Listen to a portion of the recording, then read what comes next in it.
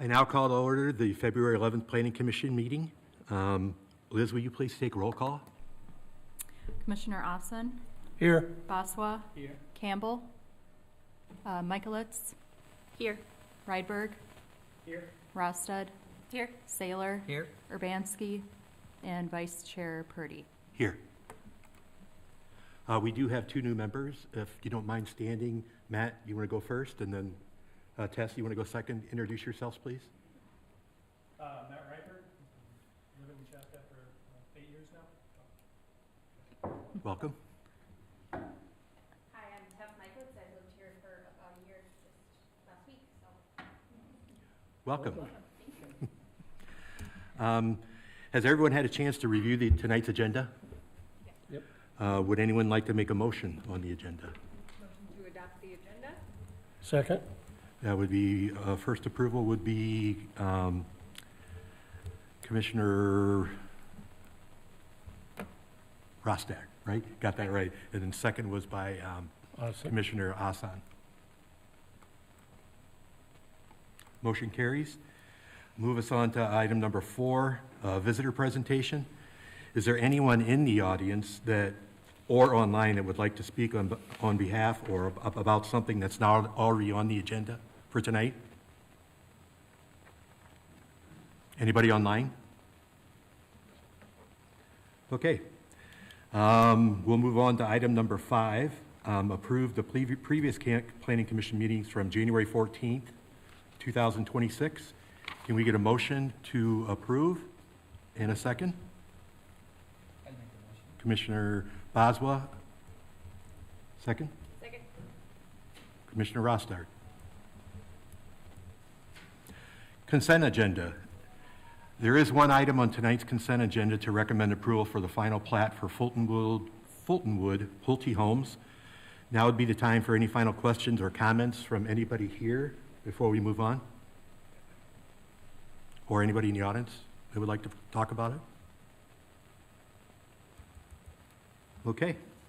So, I think this Need is a what we were talking about, like some materials and porch length. And About the length of the porch?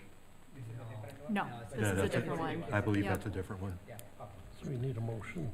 Yeah, so Commissioner Baswa, just to help with the question, both projects are being pursued by Pulte, so I think maybe that's what you're remembering. Yeah, that's okay. But this project is located south of County Road 61, kind of on the border with the city of Carver.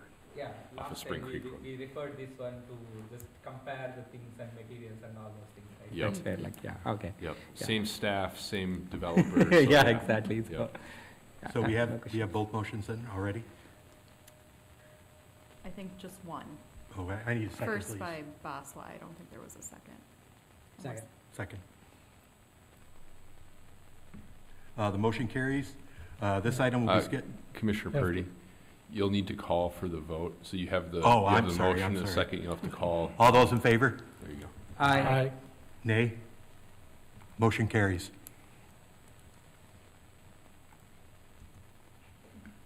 Next item is, the first item is actually action item is 7A, is a public hearing to recommend approval for the easement vacation and final site and building plans for the Peavey Business Center, PC number 2026-01. Ashley, I believe this is your item. It is. Thank you, Chair. Tonight is the final request by Shaw Construction. This request has come before you a few times. This is the third time you've seen it. As the Commission is aware, generally, projects when they're in that final stage are typically on your consent agenda, like the item right before this. This evening, this project is a little bit following a different path, only because we're also having you host a public hearing for the vacation. Otherwise, typically, the final site plan would have been on the consent agenda. So my presentation this evening is going to be brief. Hopefully, it is a record breaker for speediness. We'll just quickly walk through, again, the plan just as a refresher. Again, the concept plan came before you late last year in October. The preliminary site and building plans and the zoning ordinance amendment to allow that outdoor storage area came before you last month. And then this evening, we're looking at final site and building plans, and then again, that drainage and utility easement vacation. Just walking through the minor changes that have happened since the preliminary review, so the last time you saw it. The electric transformer was previously located inside the outdoor storage area, and then the fencing was wrapping around that. That location, or that has been relocated to the north side of the driveway. Staff is supportive of that. It actually works better for our maintenance crew, even with that needed retaining wall on the north side. The second change is previously in the last round, there was a minor 1-foot encroachment of the parking lot into that southern setback. That has been revised, so now the parking lot meets all of the setback requirements. The third item is related to landscaping. The applicant did work in good faith to meet the requirements as they were outlined in the last round of review. Unfortunately, staff, myself, inadvertently did not adjust the landscaping requirement for the increase of that building size that we saw from preliminary. And so there's just a few additional trees that are going to be required to really accommodate for that increase in building size. And we'll work with them as it moves through this process and into permitting just to make sure that we're meeting that requirement. And then finally, we've talked about this a few times as well. There is that cross-access easement that remains on the property as a result of those previous approvals. The applicant and the property owner are continuing to work with that adjacent property owner in what's needed in order to get that dissolved. And again, we'll just continue. That remains as a condition of approval, and it's just something that we'll continue to watch as it moves into permitting stage. So this evening, we are asking you to hold the public hearing for the easement vacation. There's drainage and utility easements that remain from the Chaska business loft, so that previous land use approval. You can see that they encumber a majority of the property. They were really intended to cover those shared amenities amongst those buildings, so like the parking lots. Since that project was never constructed, the property's been vacant, that large drainage and utility easement is essentially obsolete, and so the applicant is requesting to vacate it. In its place, they are proposing and showing that they'll rededicate a new 10-foot easement around the perimeter of the property to ensure that we can continue maintenance of that existing infrastructure to the north, and then also that's really our standard easement that we show. So they're showing consistency with that. So staff is supportive of that request. So this evening, we're asking for two things. The first is to hold that public hearing for that easement vacation, and then second, looking for you to recommend approval of the final site and building plans. So with that, I'll turn it back to you, Chair, for any questions. Thank you, Ashley. We're going to bring it back to the commission. This is a public hearing, but before we ask any questions of city and staff, does anyone here have any questions for city or staff regarding this? Nope. Okay, we're going to open the public hearing at 7:10. And would anybody like to speak on behalf of this project?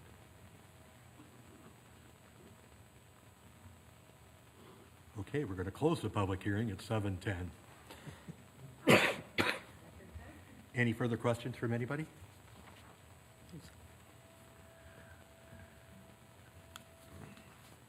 Would anybody like to make a motion on action item for 7A, the vacation and final site building plans for Peavey Business Center, PC number 2026-01? I will make a motion to pass action item 7A, Yep. PC 206-1. Okay.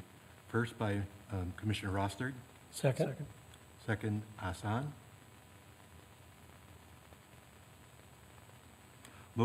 All those in favor? Aye. Opposed? Motion passes. Next item, 7B. Item 7B is a public hearing to recommend approval for the preliminary plat and rezoning of Firefly Acres, PC number 2026-4.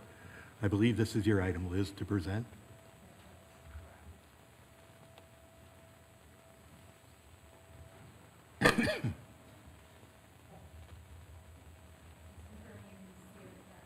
your screen there. We have a preliminary plat and rezoning request this evening for the project known as Firefly Acres, which was formerly known as Zero Creek Road. This project is being proposed by Jenn and Scott Schlauderaff. The site in question is outlined in kind of a yellow-orange on this aerial exhibit. The site is located within our southwest area of the city. It borders on Creek Road and on the north side of the roundabout at Savannah Way and Creek Road. It's currently a vacant site with some farmland and wooded area that has surrounding uses of additional residential on either side of it and additional agriculture or farmland on the north and the west sides. And then you have Highway 212 immediately west of that. And then some other relative context are the harvest developments. So this site is immediately north of both of those residential subdivisions. So we've kind of gone over the three-step review process to a certain degree, but I might go into it just a little bit more depth since we have two new members here this evening. The city has a three-step review process for most of our land use applications.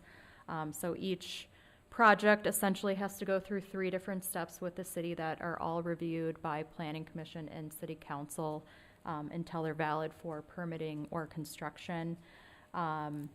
The 3 steps are concept plan 1, second is preliminary, third and final is final. The concept plan is more of a high-level overview and introduction of the project and when issues are starting to be identified so that they can be addressed in the subsequent steps. So once you get into the second and third steps, that's when you get into more of the technical reviews of these projects.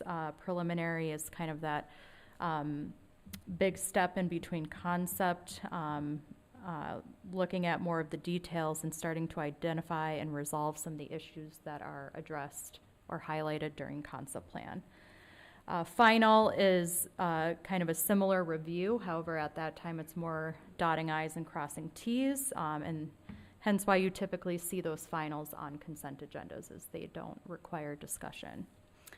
For this project in particular, it's at the second step in the process, so we're at more of the technical review of the civil drawings and other details that kind of come with the project. Just to give a little bit of a background, the property owners have resided in Chaska for over 9 years. They actually own the property immediately east of this site at 4080 Creek Road. They purchased this property back in 2024 with the intention to develop it for their family. And then they did start their land use process with the city before October of 2025, but that first step for concept plan approval occurred in October of last year. And the former concept plan is shown as a snippet on this screen. The existing conditions of the property, it's roughly 8 acres in size. There is an existing field access road that comes off of the northwest side of the roundabout at Creek Road and Savannah Way. The west side of the property is kind of the buildable area with that existing farmland there, and that's kind of the focal point of where development will be occurring on the site. The east side is encumbered by wooded steep slopes and a creek, so that's not a part of the buildable area of the site. There is a permanent roadway easement on the south side of the site that came along with the construction of the roundabout a couple of years ago. The highest point is basically where the farmland sits today, and it's roughly 34 feet higher than Creek Road, so you see quite a steep change in topography from the roundabout there. When you negate all of the wooded steep slope, creek, permanent easement, you're basically left with 2.4 acres of buildable space there. The current zoning is an open zoning district, so that's basically a holding zone until it gets developed and can be rezoned to a more appropriate zoning district. These are just a few images from the roundabout and from on top of the site. So one part of the request is for preliminary plat approval, which is basically subdividing the land. So the pre-plat shows subdivision of the property into 3 parcels. 2 will be buildable lots, and then a 3rd parcel will be for an outlot for a future lot. These range in size from 1.6 acres up to 3.5 acres. So the larger lot, Lot 1, is on the northern side. Then we have Lot 2, which is in the center of the site at 1.8 acres, and then that outlot for that 3rd future lot of 1.6 acres in size. The setbacks proposed are consistent with the R1B zoning district that they are requesting to be rezoned to. In addition to that, there are wooded steep slope setbacks, both for grading and for buildings, that they plan to adhere to, as well as a centerline setback from Creek Road, 100 feet. The property or the lots will be accessed off of that existing access that's on the northwest side of the roundabout. The driveway will be realigned from what it is today, kind of skirt inward a bit, and have the construction of a retaining wall to kind of meet grades out there, which will provide access to the 2 buildable lots. We do allow for shared driveways to exist for up to 2 lots. So that is why the 3rd lot is going to be platted as an outlot. So until either a future street goes through or a private road is available or is constructed, then that 3rd lot can be developed and platted. The preliminary plan also included a tree inventory and preservation plan. A total of 21 trees on the site do need to be removed to accommodate the grading as well as the new driveway into the site. Of the species included in that, there's none that we would consider significant in terms of quality or size that are being removed. They do intend to add 9 new trees to the property on the west side to kind of make up for some of those losses.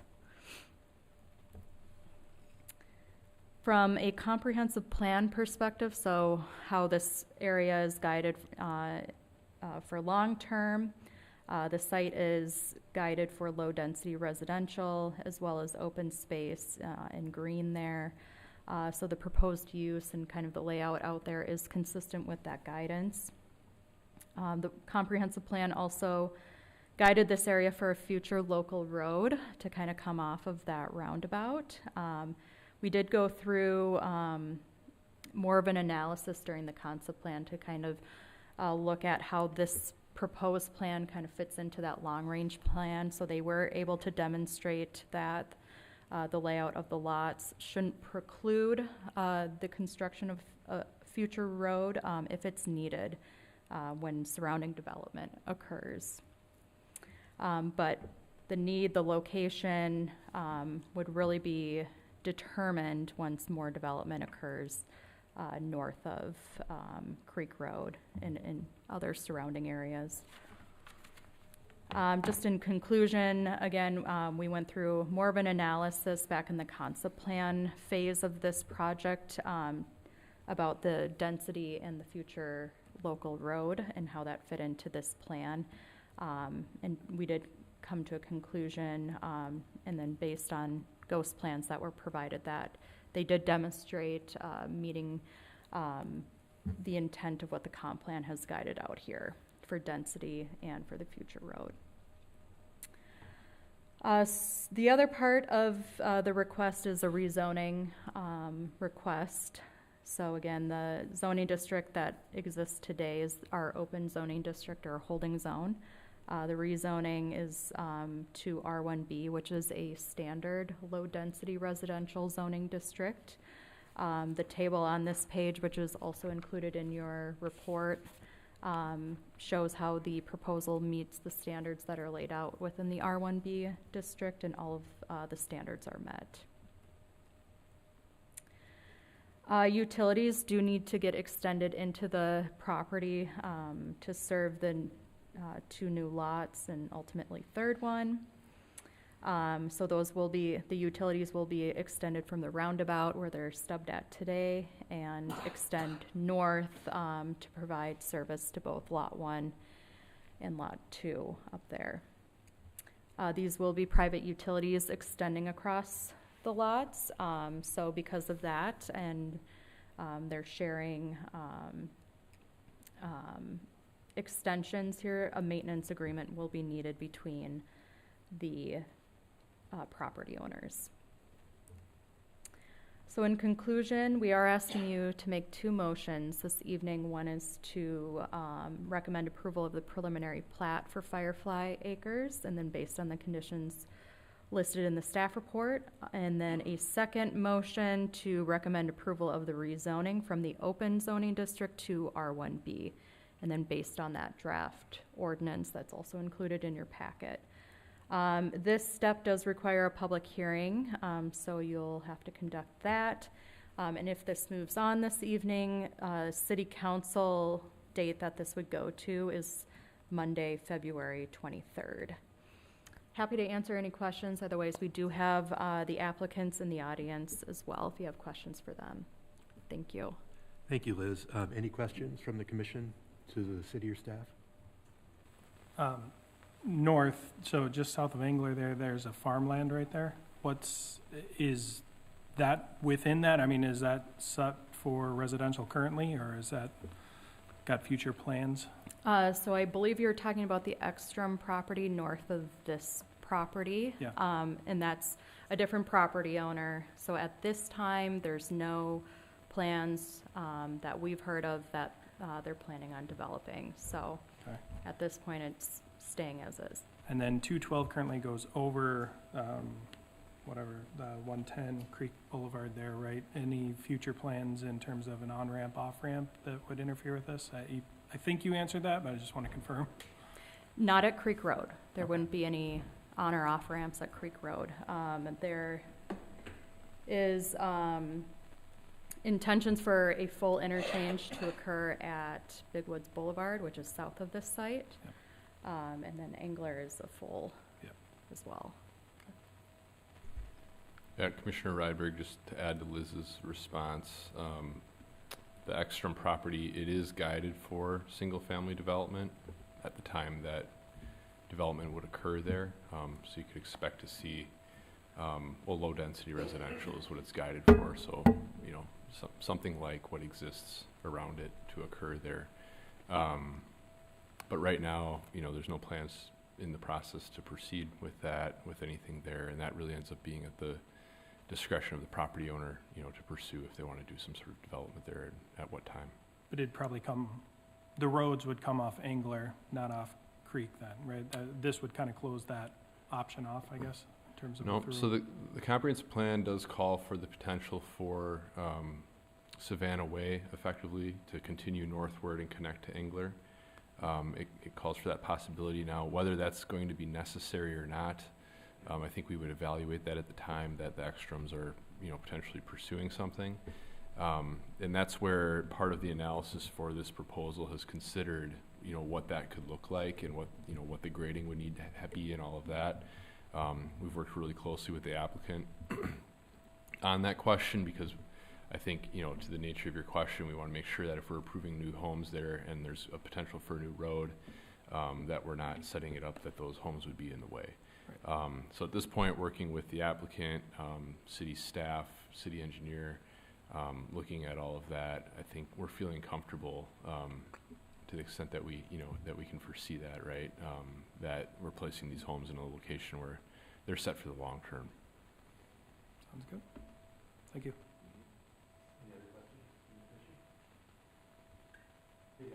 At this time, 7:26, we'll open up for a public hearing.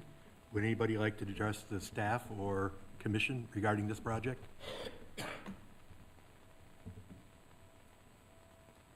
Anybody online? You'll need to state the time that the public hearing was open. 7:26. Oh, you did? I did. Okay. Oh, I'm sorry, I missed that. That's all Sorry. right. I'm not seeing anyone online raising their hand. Okay, thank you. We'll close the public hearing at 7:26 also. I'd like to look for a motion on the two items we need to make. Just a quick question on that staff, like these kind of scenarios. Like first we are doing two different motions to approve it, right? So is it like always the first one to rezone motion should be going first and then the second one doesn't matter, like, because all these conditions or whatever we are talking about in the actual plan is based out of the zone is related to the residential, right, not the open district. So do we need to adjust the motions to first make the motions to rezone it first and then do this one, or doesn't matter? It doesn't matter. Because as long as we are doing it the same time. Yes. Okay, Yep. okay. That's it. Would you like to Just make a a motion? technical question. Would you like to make a motion? Yeah, sure. I'll make a motion to recommend approval to the city council, approval of the preliminary plat for Firefly Acres, subject to the following 9 conditions. Second. Motion made by Commissioner Boswell, seconded by Commissioner Rostard. I'm sorry, by Saylor, Scott Saylor, sorry. All in favor? Aye. Opposed? Motion carries. As Liz mentioned, this will go to the city council on February 23rd. We need And another then- motion. For the rezoning. So For the rezoning, okay. Can I get first on the rezoning motion? I'll make the motion to rezone the property from open to zoning district R1B. Second. Motion made by Commissioner Hassan, second made by Commissioner Roster. Correct. Motion carries. All in favor?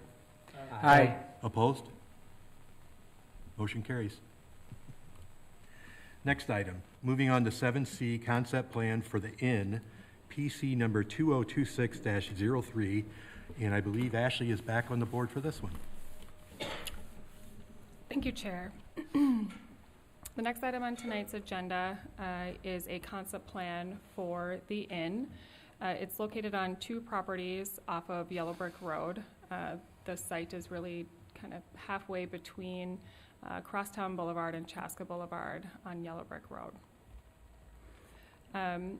Tonight, you've gotten to see kind of the steps in reverse order. And as Liz mentioned earlier, in the first step in concept plan review, the plans that you see are generally pretty general. They're high level. And our review on a staff side is really intended to identify items or things that we would like to see resolved or questions that the commission or the council have to be answered as the project continues through those final stages. So for the new commissioners, the plans that you'll see as part of this plan are going to be not as detailed as some of the plans that you've seen for the previous 2 requests.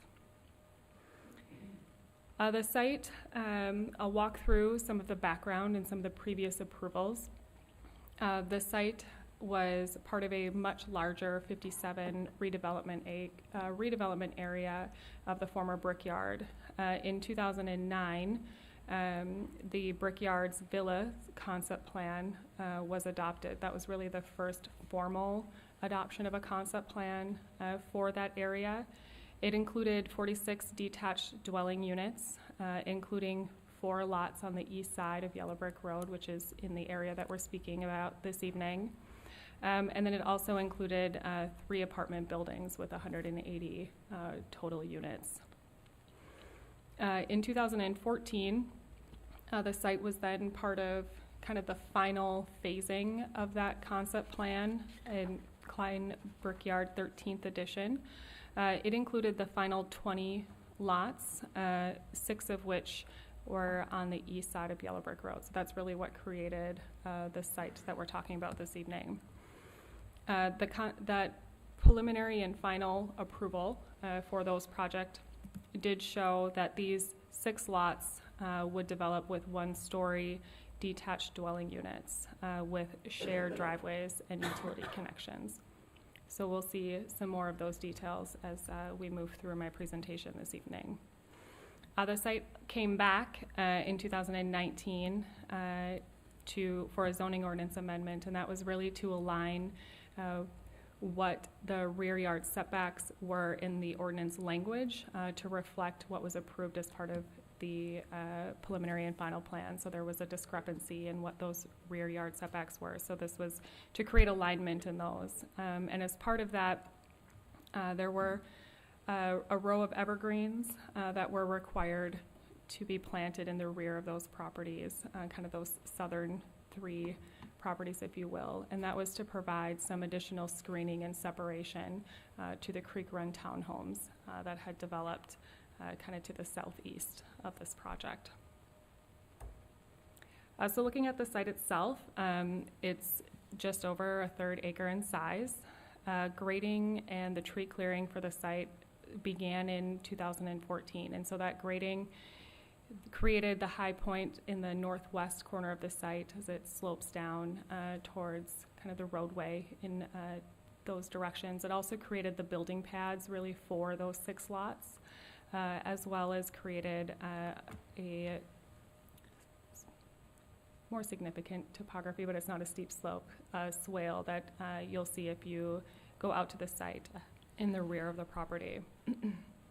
The sidewalk connections, both on the north and the west side, were also constructed around that time, and that really connects this site and the properties to the south to this much broader pedestrian network within the area.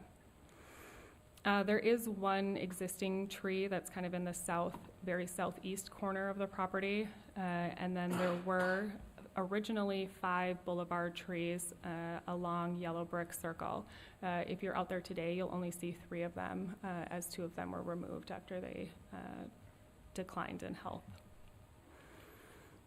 So the concept plan at a high level, before we kind of start walking through the details of the plan, the site, the 2 properties would be graded in order to accommodate that new building and to create space for that parking lot, as well as the internal sidewalk connections between those amenities.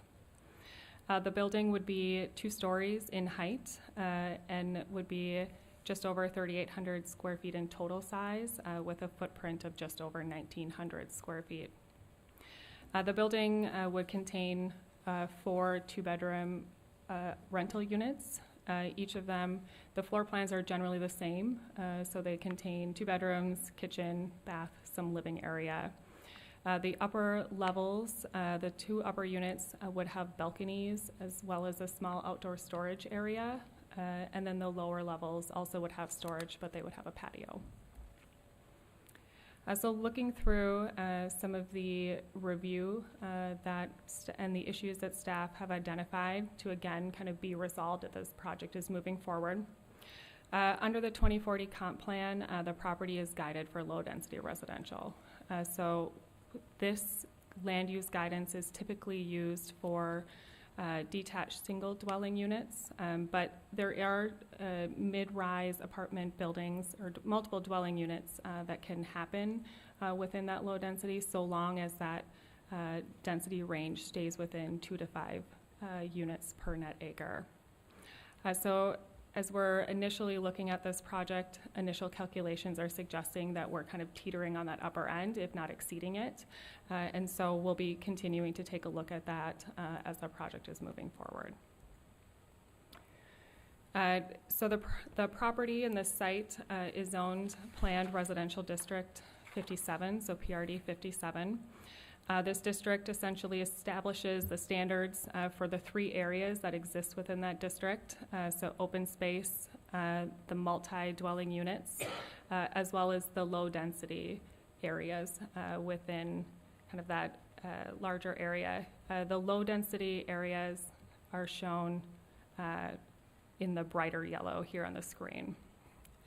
Within that district, those permitted uses within that low-density area, which again, the site is included within, are detached single-dwelling units. Special use permits, so like a conditional use permit, would be required to bump that up to a detached two-dwelling unit. So this proposal is showing a four-unit building on what would be one contiguous parcel, and so there's some misalignment there. And so a zoning ordinance amendment would be required essentially to up that to allow for the 4 units. And typically, for the benefit of the new commissioners, like you saw before this, typically that rezoning or that zoning ordinance amendment would happen in that second phase, so concurrent with preliminary review. So taking a look at the building, the PRD 57 does, again, establish the standards that we're looking at when we're reviewing the buildings within it. This particular building at 20 feet aligns with that maximum building height is allowed, so we're meeting that requirement. It's also meeting the setback requirements, so that distance between the building and the property line. So we're meeting or exceeding what those requirements would be, so we're checking that box as well. The ordinance does require that the low-density properties do also meet the city's anti-monotony and building design standards, and so that would be applied unless, again, a zoning ordinance amendment would change that. And so for this particular property, what that means is that, one, we're going to need some just additional information about the types of materials that they're proposing and the amounts of those materials. We know that their proposal is currently showing that the facade would be brick and hardy board. We just need to have a better understanding of how much of each of those materials would be included. And again, the anti-monotony also has what's called 360-degree architecture when a property is either a corner lot or the view of the rear of the building is viewable from a right-of-way, which this building would meet those criteria. And so there's some additional architectural components that would be required. So in one instance, they could add some building articulations to the elevations to help meet that standard. So that's another thing that we'll continue to look for as we move forward. So moving away from the building review and more into kind of what's around it, so the site, the proposal is showing that those 2 lots would be combined into one. And again, as if you remember from my initial or my earlier presentation, there's usually drainage and utility easements around those perimeter lot lines. And so with that lot being combined, there would be an easement vacation request that would likely come before you, essentially to vacate that easement that would exist along that shared property line that would no longer exist. So that area is there shown in red. Looking at parking, the parking plan, we would want to understand as this project moves forward, the number of parking stalls. 8 would be required under ordinance, and so that's what we would look for unless a proof of parking plan is established or there is, studies done to support a reduction into something less than that. The parking lot as it stands right now would not meet the front yard parking lot setback. They're showing 10 feet. The required amount is 25 feet. Again, that's really because it's established as that low density property. If it's absorbed into, or the zoning ordinance amendment would shift that classification to meet with the multi-unit dwellings, then that setback would become significantly reduced. And you see that if you're driving along Yellow Brick Road, the apartment parking lots are much closer to the road than 25 feet. So the side yard setbacks in that instance would increase, but again, the takeaway is that we're going to continue to look at what those setbacks are as we move forward. Under our landscaping and screening ordinance, the parking lot would need to be screened predominantly from Yellow Brick Road, as well as to those residential properties to the east and the south. So we would continue to look for that as well. The grading plan currently shows that there would be grading that extends onto the adjacent residential property in order to support the parking lot. And so we would ask that the developer and the applicant take a look at, are there ways and opportunities to reduce the amount of impact to those adjacent properties as the project moves forward. Another point that we'll continue to evaluate is the original approved plans for this project show a shared driveway. Ultimately, this driveway we're showing one driveway for 2 lots, so in the grand scheme of things, we're meeting that requirement, but we'll have to further evaluate with, is this alignment kind of shifting it over to the east? Is that still going to work from a distance spacing to those driveways on the properties to the east? But then also utility connections into Yellow Brick Road. And so staff, kind of since this original approval, has continued to evaluate ways to reduce impacts to the Yellow Brick Road roadway. And so we would work with the applicant to figure out, is this utility alignment the best solution? Is this driveway location the best? Or is there an opportunity to further combine those connections with those remaining lots to the east to further minimize that impact onto the roadway? And then again, just touching on landscaping, some additional information just about the types and species of being proposed are needed, and then we would look for those evergreen trees that were part of that original approval being shown on the landscaping plan. So we would, again, just continue to look for those changes as the project moves forward. So just a quick recap of those items that the applicant will work on before this comes back before you, is holding another neighborhood meeting and providing us a summary of that, ensuring that our density falls within that allowable range of 2 to 5 units per net acre. And then again, whether it be through a zoning ordinance amendment or plan changes to address that detached single dwelling unit threshold and some of those setbacks and screening requirements as well. And then finally, the vacation to remove that center D&U easement, as well as just further collaboration on the driveway and utility access points. So with that, Chair, I'll turn it back to you for any questions. And tonight we're looking for a motion to recommend approval of that concept plan subject to those conditions in your report this evening. And then this concept plan would go to the City Council on the 23rd of February. Thank you, Ashley.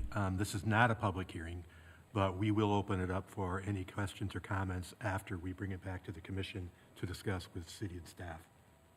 Anybody who would like to ask any questions? Is there parking now along Yellow Brick Road? Commissioner, I don't believe that there is parking on Yellow Brick Road. I'll just supplement. I know there are areas where there is parking on Correct. Yellow Brick Road, but I don't know if there is in I don't this know if this location. on this It's all particular curbside, area. isn't We it? have a couple people who live, in In the fact, area. one right across the street So in they'd the be- audience they this would be a evening, so great he person may be to ask able to that question. confirm or correct. Would you like to step up to the podium, sir? And just tell us your name, please? Jake Party, I live at 1110 Yellow Brick Road, literally right across the street. Yellow Brick Road itself is, from curb to curb, is 32 feet.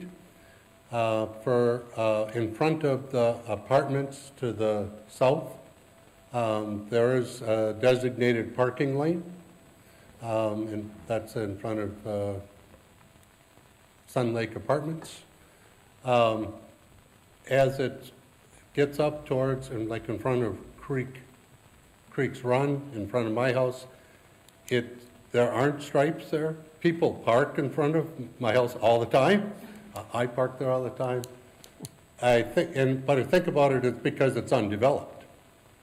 I think when it gets developed, I'm sure it's one of the things that we'll talk with the staff about as we talk through the end, what should happen along Yellow Brick Road from parking.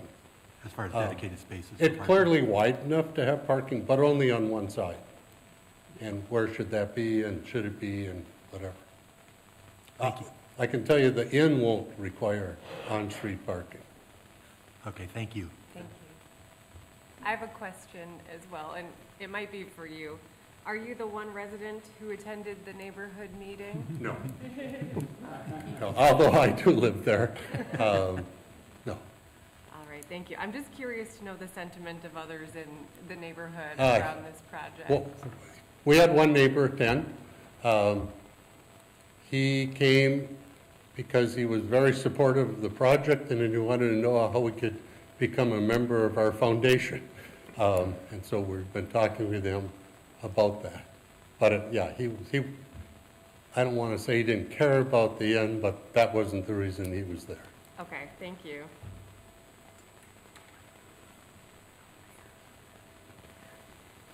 I'll just add from my perspective, I think it seems like a great project. If, you know, the utilities and the roadway and the parking is able to be worked out, I think, you know, thinking about a zoning amendment that allows for this to be the way that, you know, city and development think it would be most beneficial, I think a zoning amendment could make sense. I know that's at the next phase, but just from my perspective, seeing this, I think that would make sense.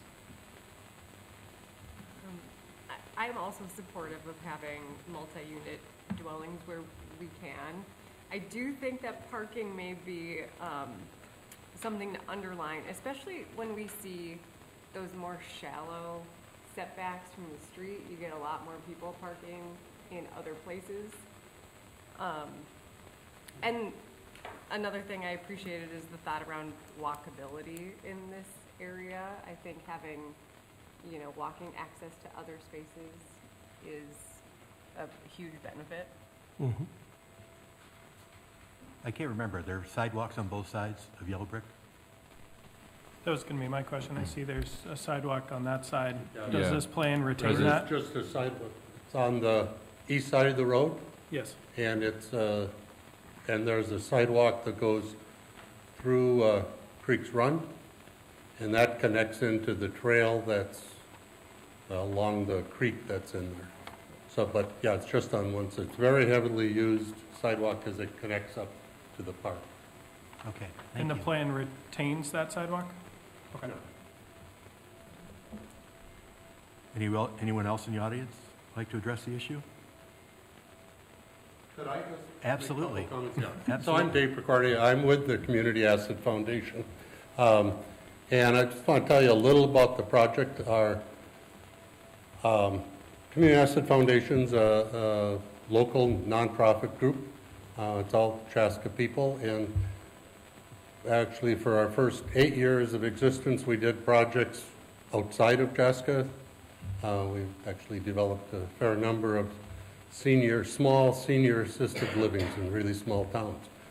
But a couple of years ago, we took on the project of West Creek, which is a 19-unit apartment on Hickory for young adults who are coming out of homelessness. We're very proud of that project. It turned out very nice, we think. It's really a nice addition. What our board is most excited about is we took it on as a project that was brand new, and we didn't make any compromises in the quality of the building, even though it's for people, quite frankly, that are normally used to living in probably not the nicest apartments in town. But from that, one of the questions that came up, we were approached by people from New Beginnings who serve young mothers who are struggling with housing, and they want to know if that was a place for them, and we said, no, it's actually not. It's set up only for single adults, 18 to 28, men and women. So they said, well, we have a real need for additional housing. They have the project on Walnut Street today. And so that's what really began the journey on this project. We spent a fair amount of time working with city staff, and we identified this as one of the possible sites. Well, because we always known we needed to amend the planned residential district. And so assuming you support a rezoning in that, the other conditions, I'm sure we'll work out with the staff. Landscaping, we can fit the number of trees. That the parking, by ordinance, it requires 8. I think we're showing 7 today, be 6 or 7 spaces. It's what we see kind of the need for. If it had to be 8, we would do that. But for sure, we would agree to 6 with a place where we could add to if it was needed in the future. But this type of, the tenants that we see there, it'd be unlikely that there would be 4 tenants that each have a car. Now, could it happen? Sure.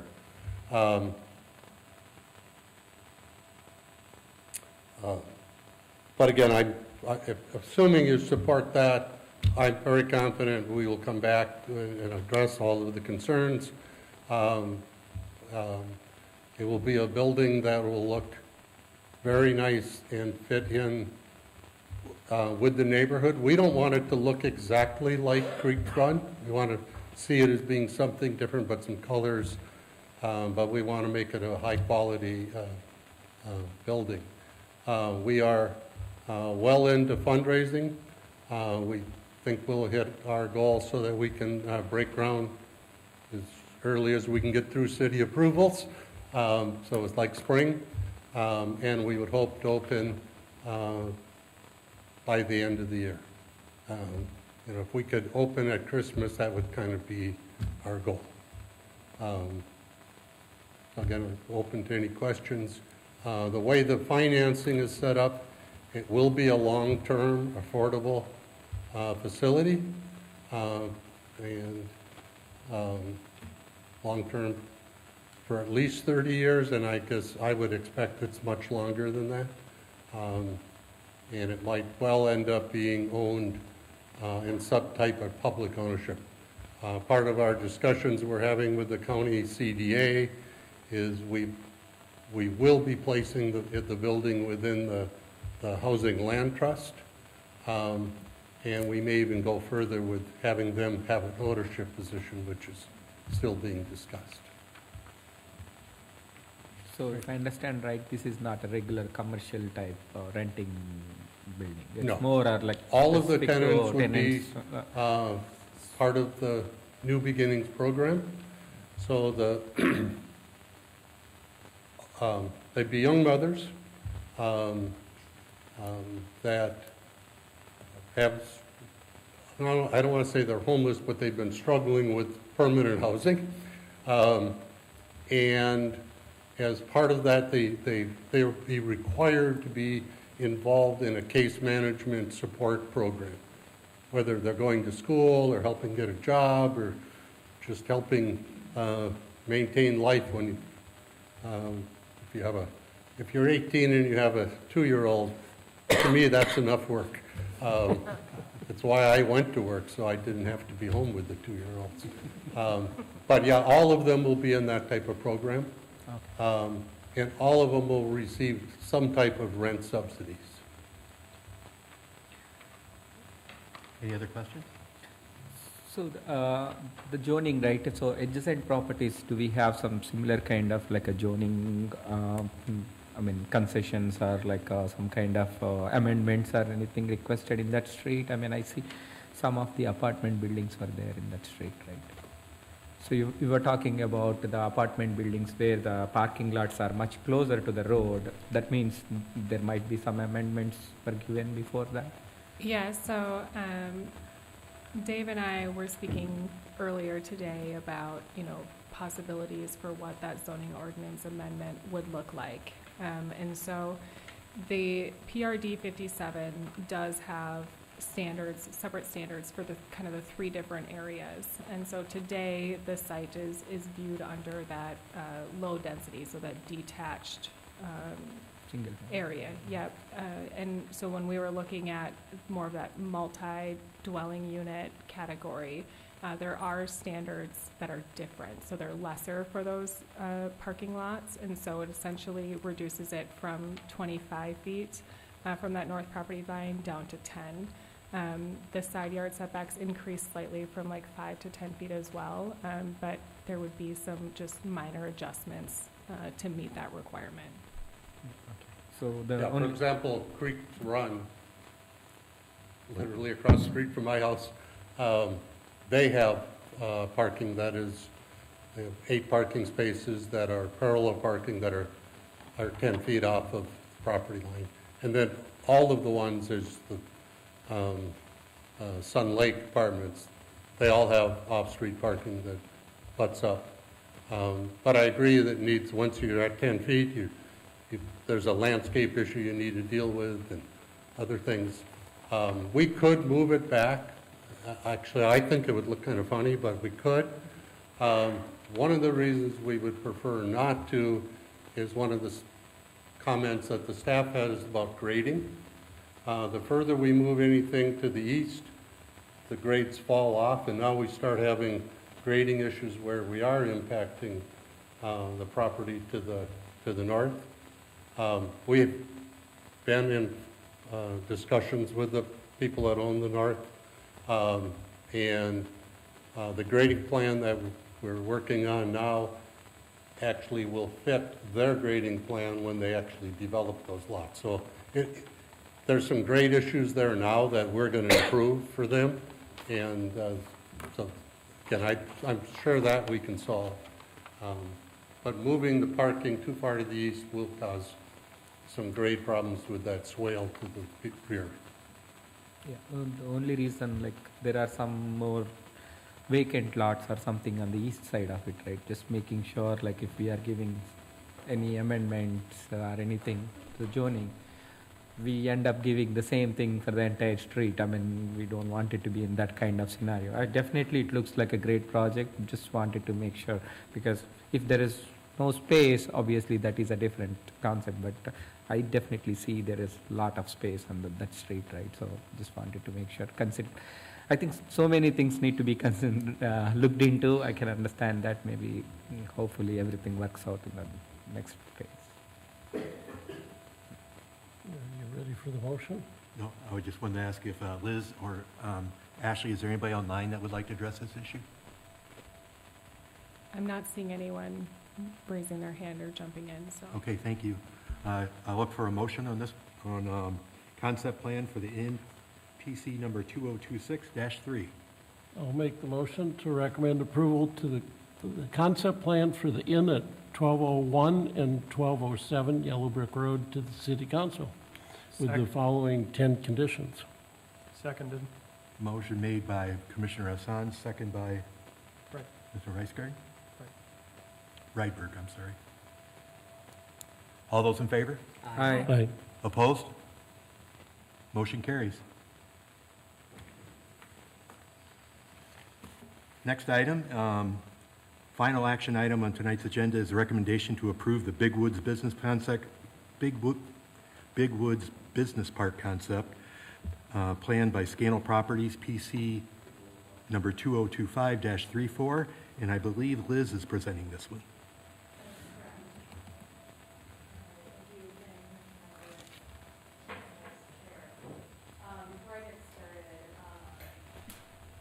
Just a precursor, this one is a pretty large project, so there are going to be a lot of details that we're going to have to get through this evening.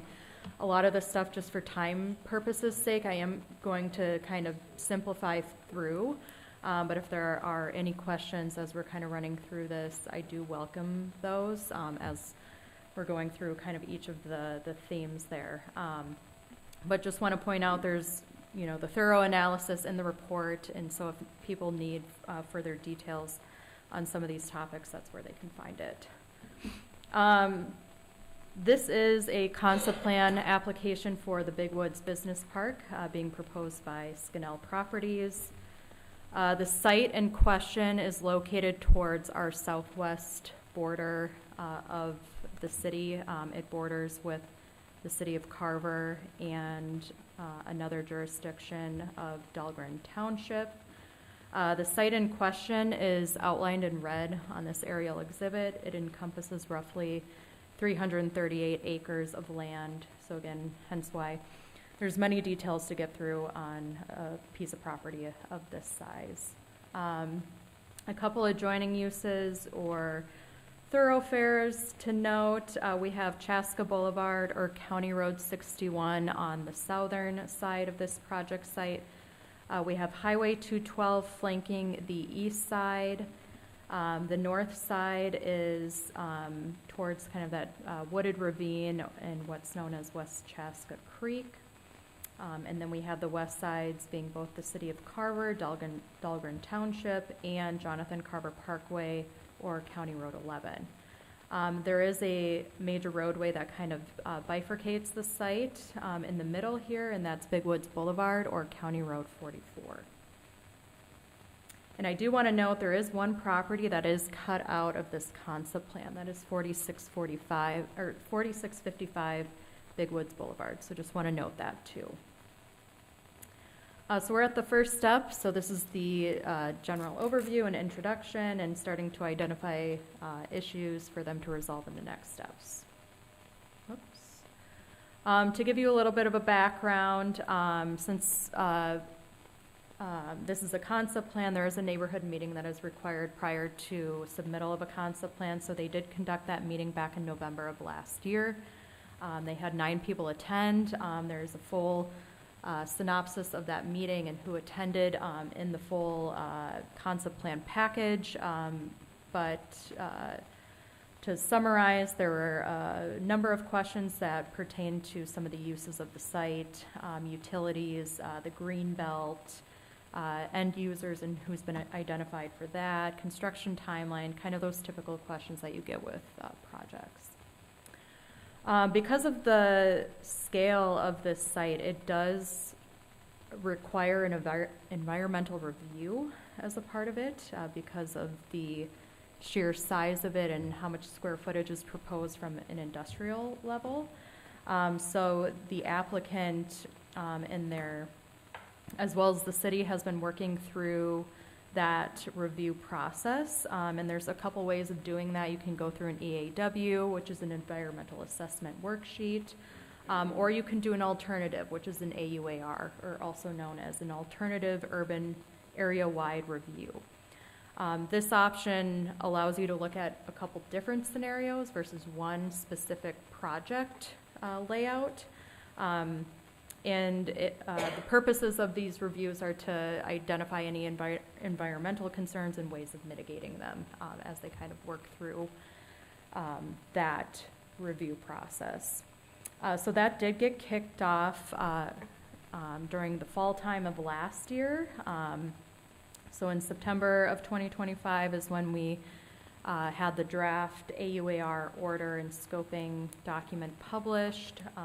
That's kind of the first step in the commentary and review period or process for an AUAR. And then in November, the council approved that order and scoping. And then a week later, it was the final of that was published for additional commentary. And then in January is when the draft AUAR document was published. We just wrapped up the comment period for that. So the next steps that would come for that AUAR would be the city council adopting the final version of that and that final version getting published. The 2 scenarios that were looked at as a part of this AUAR are on this screen and kind of described in more detail in the staff report, but it looked at 2 different intensity levels for this site. The first scenario was a less intense scenario, looking at 1.8 million square feet of business park building area, as well as 200,000 square feet of commercial square footage. And then also the breakdown for rural residential, greenbelt, and open space acreage as well within that. And then the second scenario was, again, a more intense, like maximizing the site looking at 2.7 million square feet, 300,000 square feet of commercial space, and those same metrics for rural residential and open space for the remainder. And again, these are important because, again, this was kind of that first review process to start to look at kind of the impacts of a project of this size. The site in question, again, is an area that expands over 16 parcels in the southwest Chaska area and 338 acres total. Of the 16 parcels, it is owned by 6 different property owners. So we have the Razor family that owns 6 of the parcels on the northern side, north of Big Woods Boulevard. And 2 of those parcels are in the Dahlgren Township jurisdiction, which are kind of in that lighter gray tone on this exhibit. The Close family owns 4 parcels on the south side of Big Woods Boulevard. And then we have the Dice family who owns 2 parcels also on the south side. We have 1 parcel owned by the Morshan family immediately north of Big Woods Boulevard. And then we have Traditions who owns 2 parcels that are immediately west of Highway 212. And then the city of Chaska, us, owns 1 parcel just immediately south of Traditions properties on that northwest corner of Highway 212 and Big Woods Boulevard. So Scannell Properties, who's the applicant in this concept plan, plans to develop roughly 304 acres of that 338 acres total. So they're basically developing the properties that are owned by the Razor family, the Close family, Dice family, and Morshan family. And they don't, at this point in time, don't have intent of developing the Traditions or City of Chaska properties. The reason why all of these are kind of in one project or concept plan is just because of the proximity of them. They all relate to each other in terms of how you gain access out there. So that's why everyone's kind of grouped into this concept plan.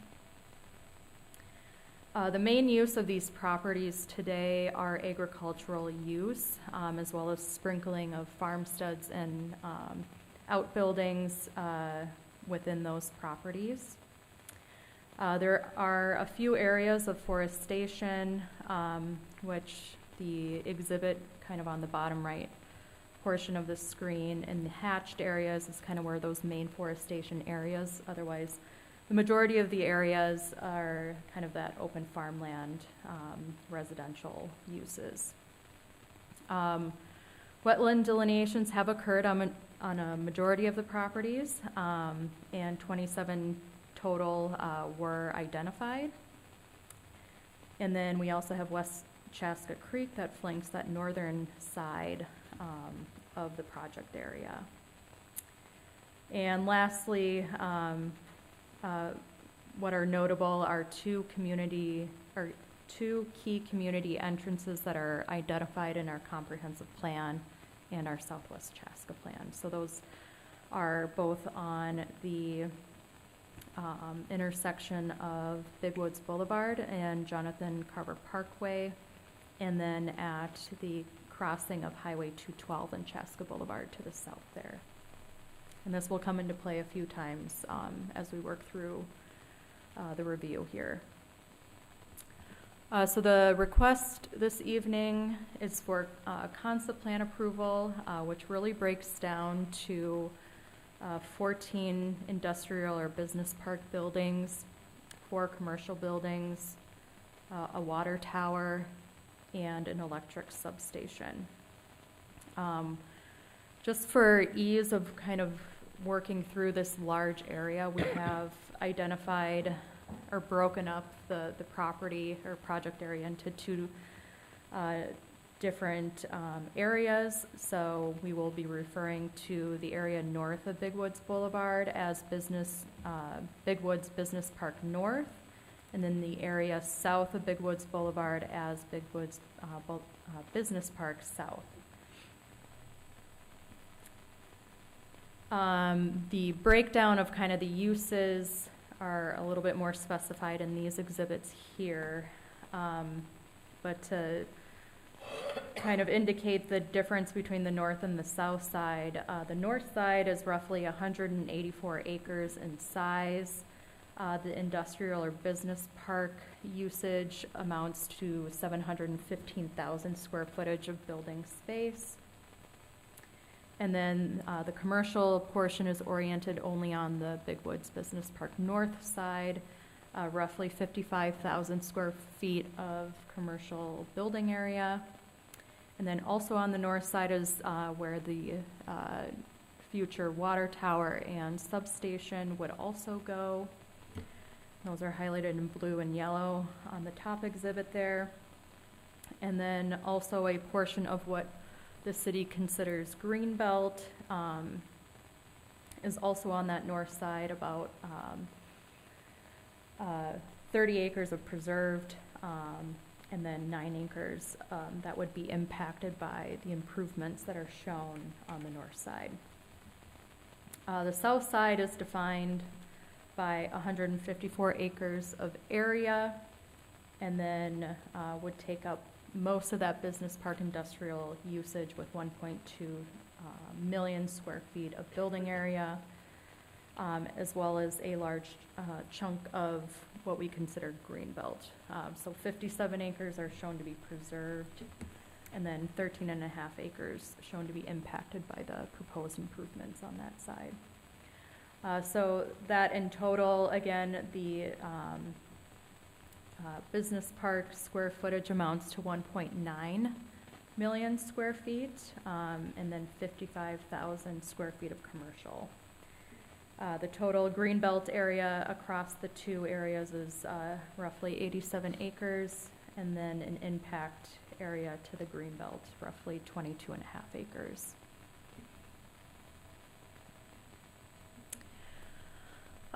In terms of zoning and the comprehensive plan, the properties are, a majority are zoned rural residential or RR2 zoning district, which is also our Greenbelt zoning district, or what's referred to as the Greenbelt zoning district. And then there are a few properties, the ones owned by Traditions in the city are zoned open, so that holding zoning district until they develop. And then the 2 parcels that are in Dahlgren Township are unzoned, as we currently need to annex those parcels into the city. In terms of how the comprehensive plan guides this area, the majority of the project area is guided for business park. So really what falls under that is office, light industrial, employment centers, and gets to high quality site design, and does allow for supporting retail as well. So that's why we see a component of commercial proposed in this area. It does give a max allowance for supporting retail and business park to 10% of the overall business park area. In terms of how this proposal meets that or stays within that, they're showing 3% of the total business park area for that commercial or supporting retail allowance. The open space area is kind of the green areas shown on the comprehensive plan. This is basically for protection of environmental or natural resources that are identified in the area. Also allows for historic preservation, recreation, and public and semi-public uses. And then rural residential, which is the brown color on the 2040 comp plan, also known as our green belt guidance, really relates to larger lots for rural single-family detached homes, and allows a density maximum of 4 homes per 40 acres.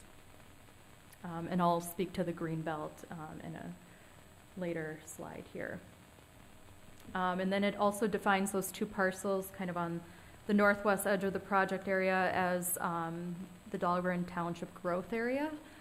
So we have anticipated that those parcels would be annexed into the city's jurisdiction through an orderly annexation agreement, being that County Road 11 is kind of that natural western boundary for the city. So before this concept plan, the city had been working with Dahlgren Township to put together an orderly annexation agreement on those two parcels, and that was adopted back in September of 2025. So we do have kind of an outline to move forward on those parcels and for this concept plan and subsequent steps to occur. So that agreement basically lays out the framework for the city of Chaska to have zoning and subdivision authority over those two parcels before they're formally annexed into the city.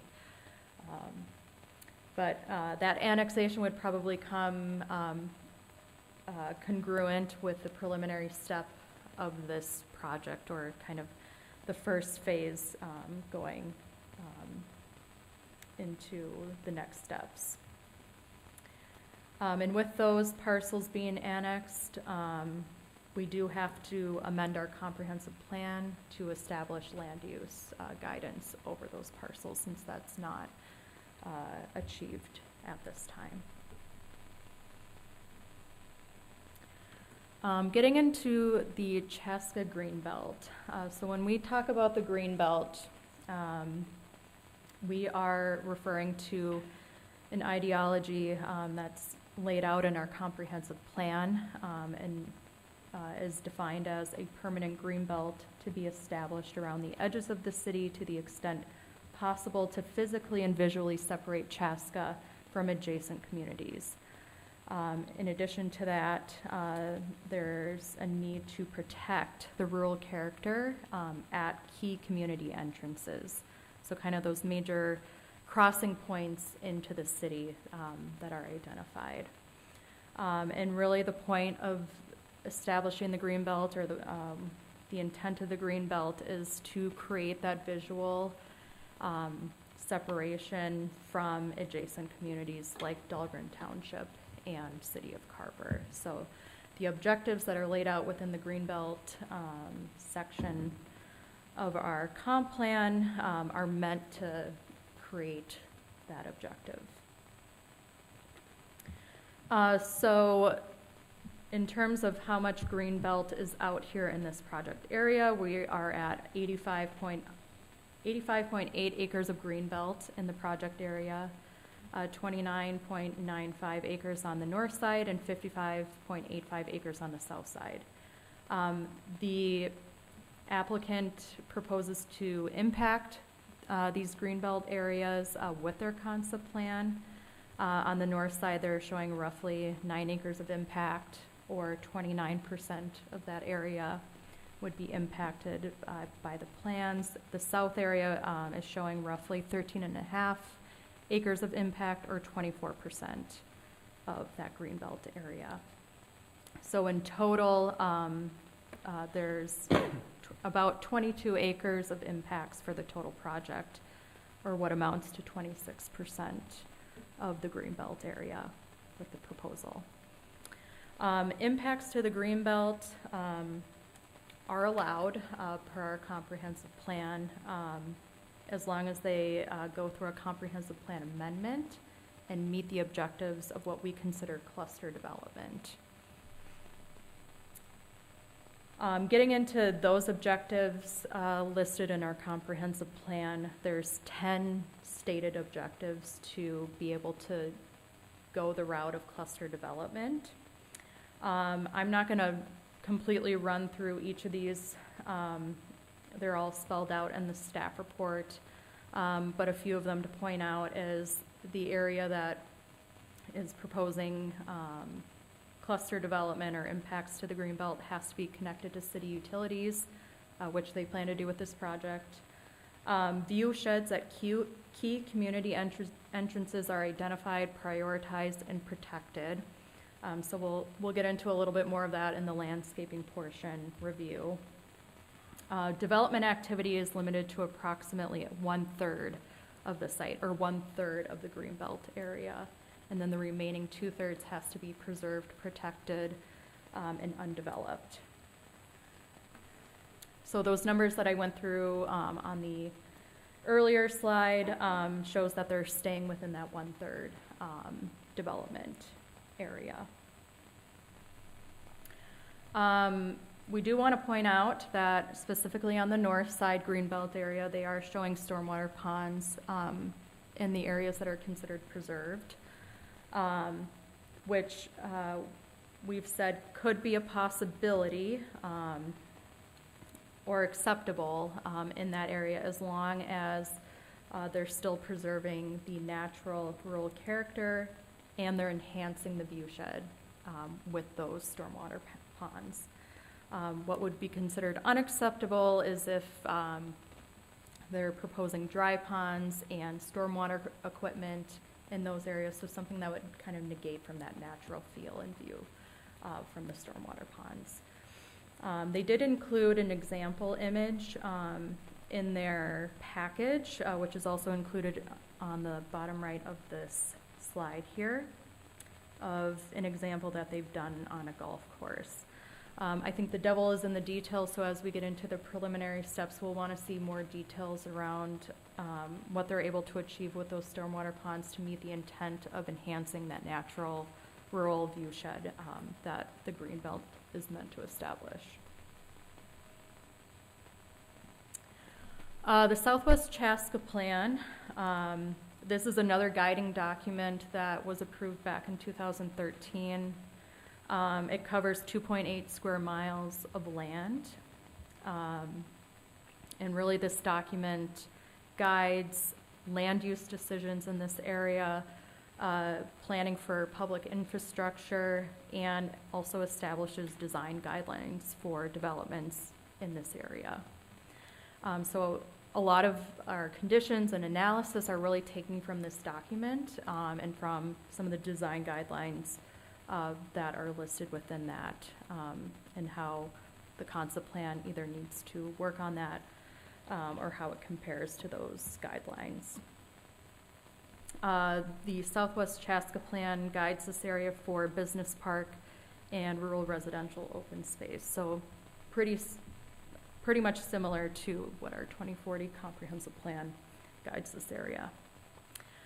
Just in general, the concept plan that's proposed generally meets the guidance that's outlined in the Southwest Chaska Plan.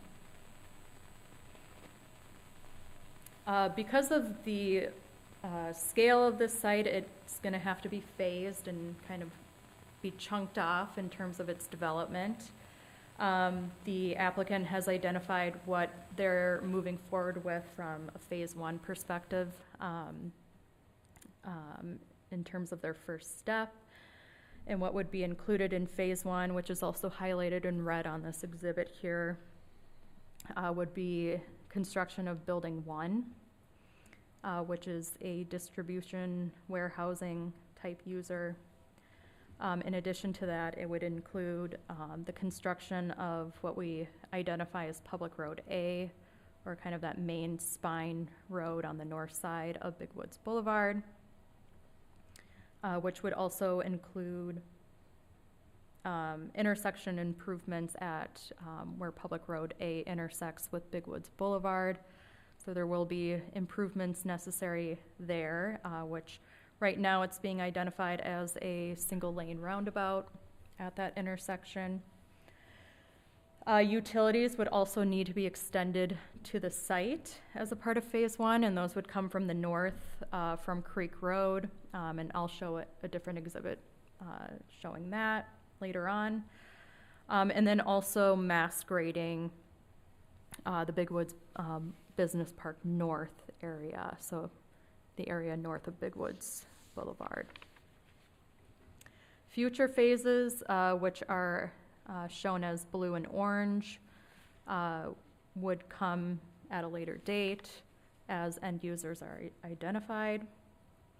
And as I noted before, Scannell would really be developing what's in red and blue on this phasing exhibit. And then the orange area, which is owned by Traditions in the city of Chaska would happen by others. In terms of access and right-of-way, and breaking this down from the north and the south sides, the north side would include a new collector road, or what they're proposing to include as a new collector road, also known as Public Road A, and also highlighted as orange on this exhibit of this slide. The north side would also include a new single-lane roundabout at intersection B. So as I mentioned before, where Public Road A intersects with Big Woods Boulevard. And then a new access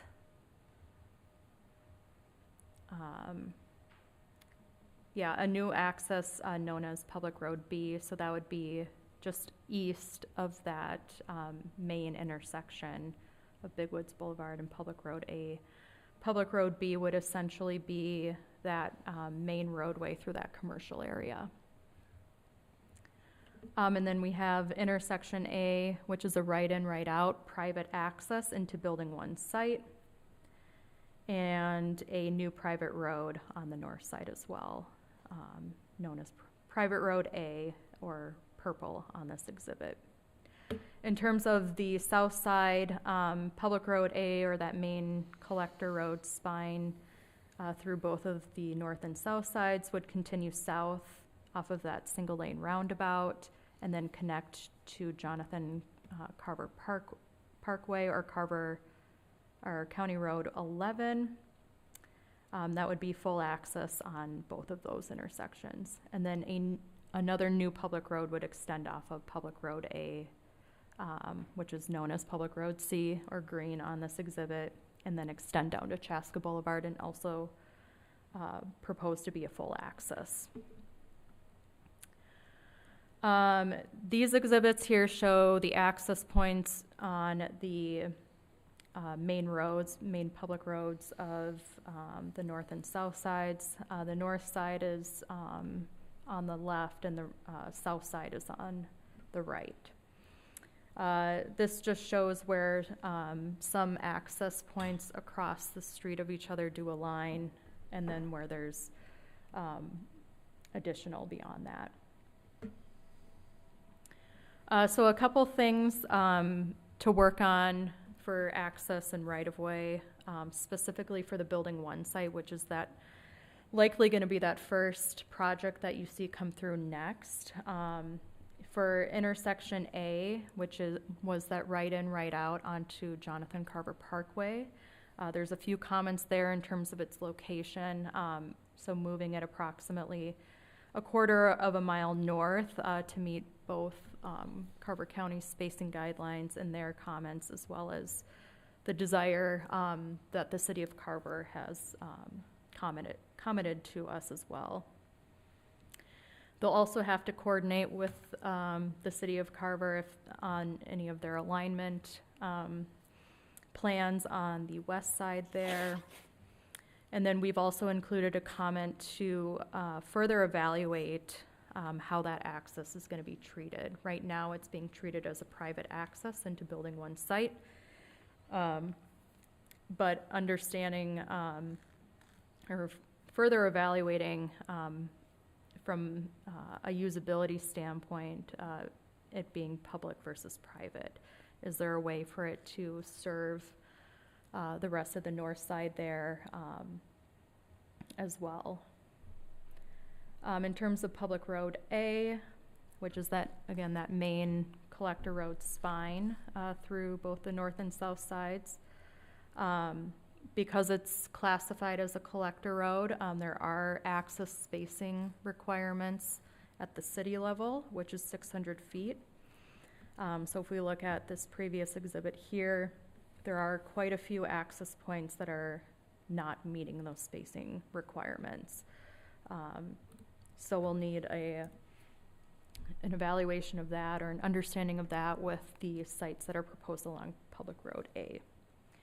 And then For any development and sharing a road with other users on either side, access alignment for those sites is best practice. And then other comments related to access and right-of-way. The county does require access separation up to or of 160 feet from any county road intersection. So we'll need to understand that with the layout of their plans. Continuing to coordinate with Carver County on county road access, spacing, and any of the improvements that are proposed along their county roads. And then lastly, again, for building one site, because we understand there to be a significant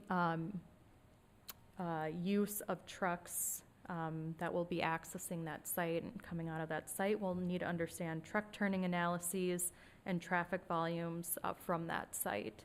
So we can understand that the improvements that are planned for along the county road, as well as interior of the site for Public Road A and any other roads that they are designed to be able to accommodate those movements. For the other buildings, as they work on a preliminary plan, again, some similar comments. And then additionally, understanding the spacing from intersection B for that commercial road or public road B.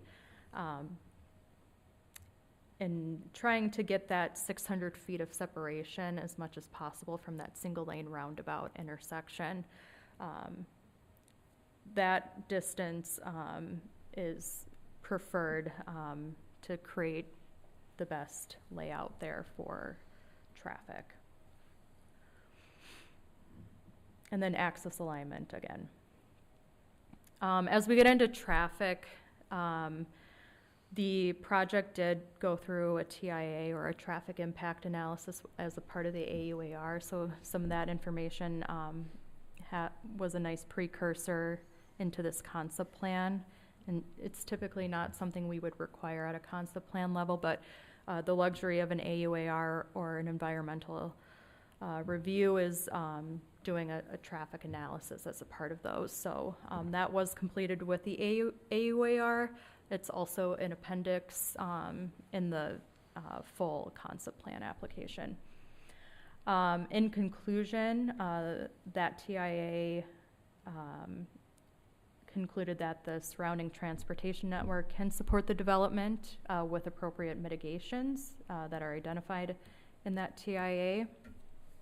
Just a few highlights from that analysis as it relates to Public Road A on the north side.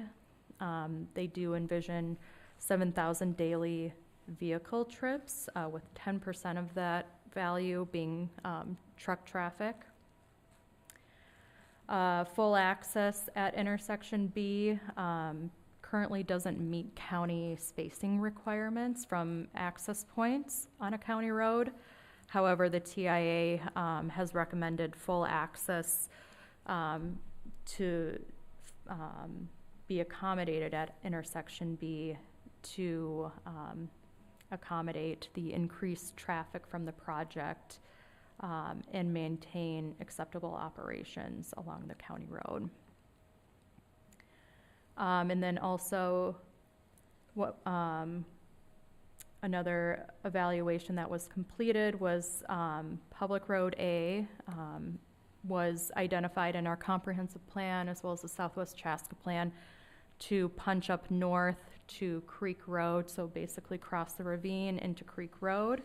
And we did kind of look at this a little bit as a part of the municipal services building to the north there, but in a little bit more detail with this TIA.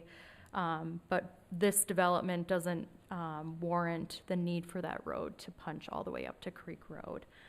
We'll still need additional information about that leading into subsequent steps. But at this point, that's kind of the general conclusion that we're getting to. and hence why a cul-de-sac is proposed at the northern end of that public road A. And then building 1 is kind of unique in itself because of the user that's planned for that site as a distribution center. They do anticipate pretty hefty vehicle trips from that site. So 3,000 daily vehicle trips are anticipated from that user. So for traffic and specific to building 1 and things to work on for preliminary, we will require an updated TIA specific for the building 1 site to include more analysis on the connection of Public Road A up to Creek Road and how that looks from traffic impact and improvements needs for that analysis. A comment that mainly came from Carver County was understanding how intersection B can operate at different scales of access types. So they want to see that looked at on kind of a full range of access types at intersection B. So anywhere from a right in, right out up to a full access and everything in between there. So they can understand the need for what's being proposed there today. Also incorporating more details surrounding building 1's proposed use. Also looking at when Highway 212 does get a full interchange there, how does that look from a traffic impact analysis? Also looking at intersection A, so that private right in, right out access, looking at it both from a public and private standpoint and how that those metrics look for those types of accesses. And looking at the spacing of Public Road A and B's intersection. So again, that yellow or commercial road punching into Public Road A or the main collector road. Understanding that spacing need from the single lane roundabout on Big Woods Boulevard and how much space is needed away from that. Getting into utilities here. So utilities are currently stubbed at Creek Road and Chaska Creek Boulevard to the north. So that's across the ravine there. So they will have to pull those down south to connect into the project area. They will need the participation of Traditions to be able to extend those utilities down because they will be crossing a portion of their property to do so. A new city water tower is identified as a part of the concept plan, and they are showing that kind of on the northwest side of that cul-de-sac on Public Road A. They'll need to coordinate with our water and sewer director to understand timing, location, et cetera, surrounding that proposal. A new city substation is also proposed on the northwest or northeast side of the north portion of the project. This would be a city-owned substation and something we've anticipated since the comprehensive plan and Southwest Chaska plan have been adopted. Currently, the project area is within Minnesota Valley's electric territory. However, the city, who we have our own electric service territory here, we do anticipate absorbing this Minnesota Valley territory in the next 15 years. So because of that, there will need to be continued coordination, not just with MVEC, but with the city of Chaska too, in terms of how we're planning for those utilities. Just a few things to work on for preliminary related to utilities. Evaluating where the utilities need to come through. So what is that path that needs to be taken to connect into the site? We understand that there may be a few options to consider there just from what's more feasible or less invasive to the wooded ravine out there. But all of that to come with further detail. For the other buildings,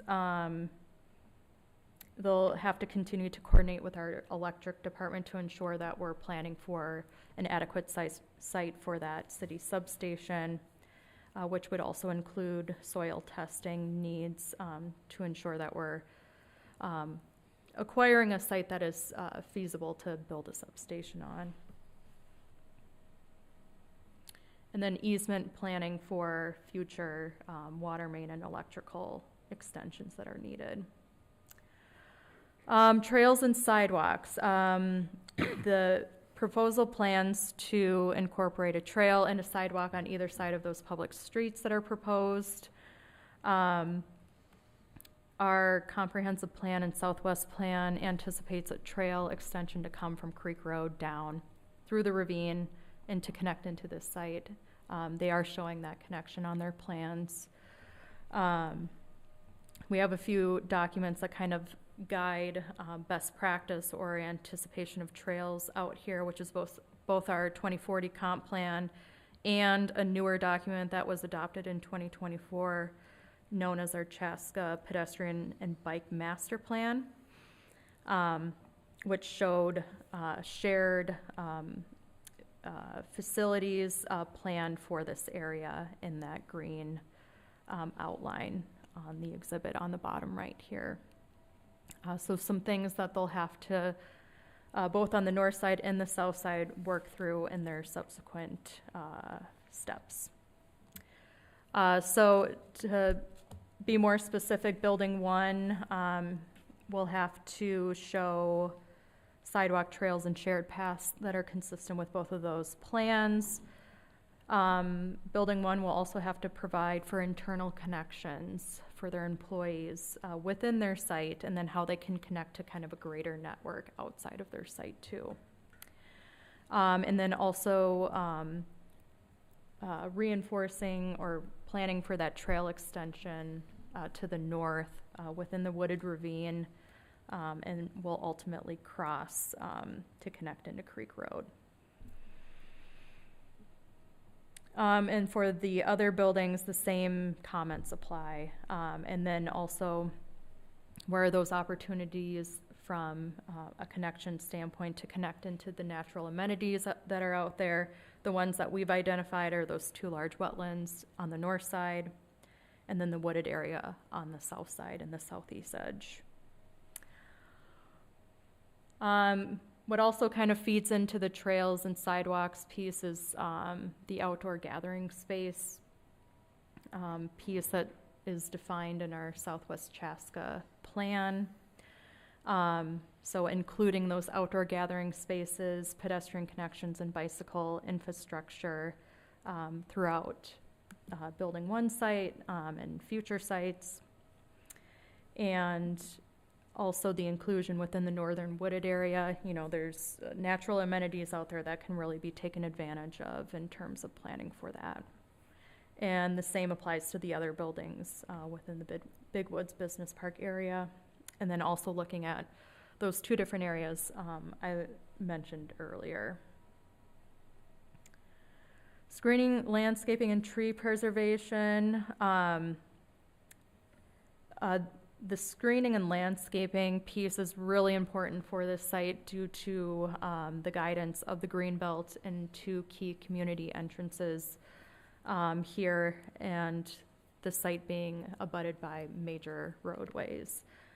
So those edges will need to be enhanced. The view sheds will need to be protected, specifically in those greenbelt areas and key community entrance viewpoints. The applicant did put together several cross-section exhibits just to give you a initial flavor of what those relationships are like between the roadway and the proposed layout of the buildings and sites. I'm not going to go through all of those. The only one I'm including in my presentation is kind of the main priority area, or what's the next to come through our process, which is building 1 site. And those section cuts are included here. So as I mentioned before, preservation and/or creation of natural rural views will be required, specifically along that green belt edge, or what's highlighted in green on the exhibit here.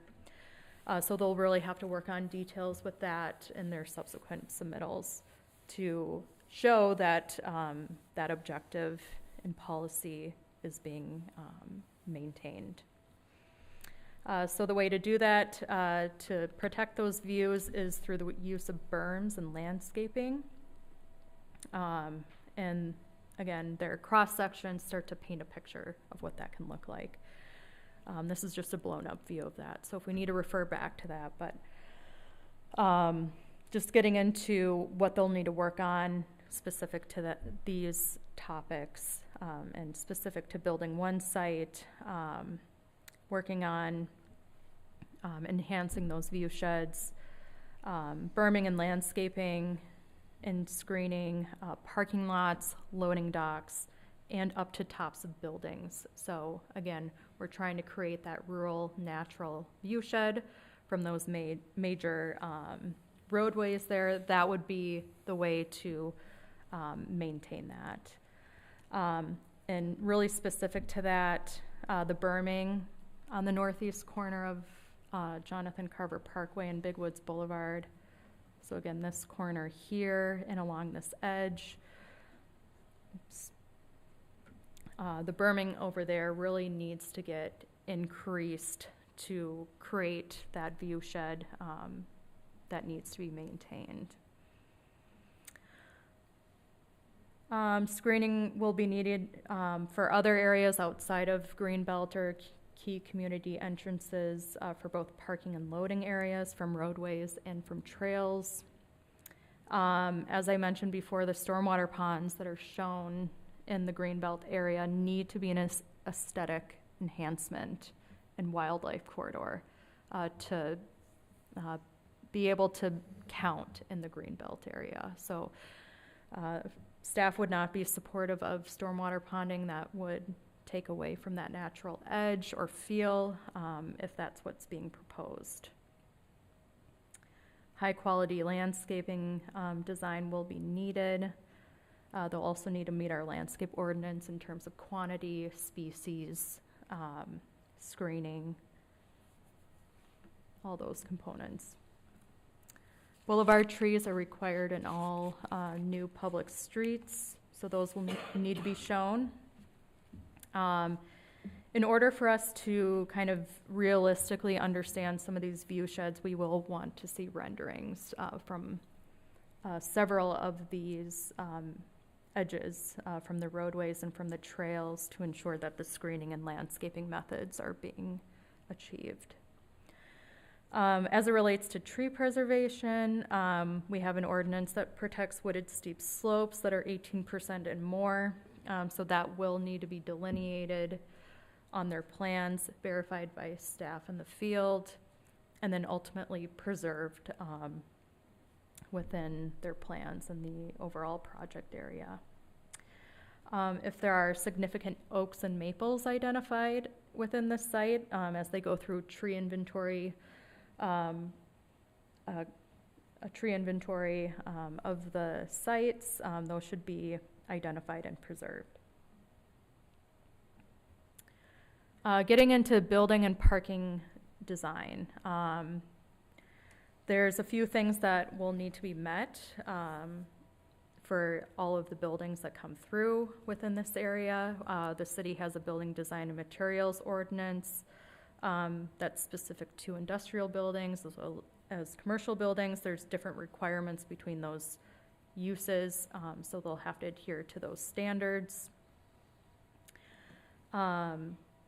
We also mentioned to prioritize an architectural theme throughout this business park. So when we're talking about a larger area, coordination, cohesion should occur between the overall area so that it feels like they're a part of one business park. And then also adherence to the design guidelines that are identified in Chapter 6 of the Southwest Chaska Plan. And what has come through in some of our analyses in the staff report.